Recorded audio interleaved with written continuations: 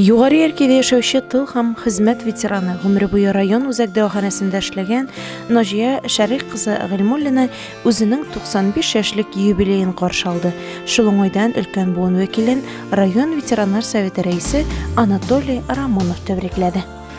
Наҗия апа, менә сезгә бүген 95 кенә яшь әле. Шуны менә без билгеләп үтәргә килдек. Мин алып килдем Путинның открытысын, Путин.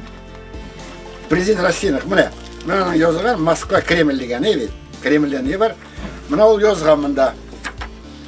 Уважаемая Назия Шарыховна, от души поздравляю вас с юбилеем.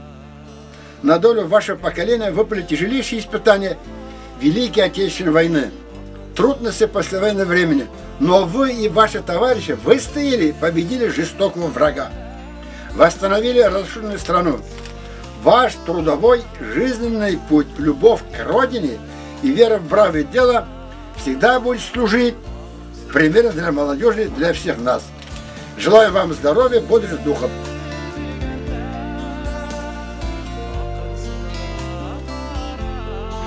Хөрмәтле юбилярыбыз, бәйрәмегез мүбәрәк булсын. Ак бәхетләр, ныклы сәламәтлек, хәерле картлык сезгә.